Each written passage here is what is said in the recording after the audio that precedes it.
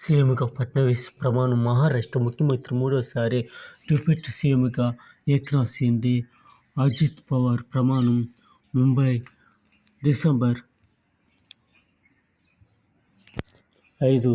ప్రధాని నరేంద్ర మోదీ, కేంద్ర మంత్రులు, పలు రాష్ట్రాల ముఖ్యమంత్రులు, వివిధ రకాల.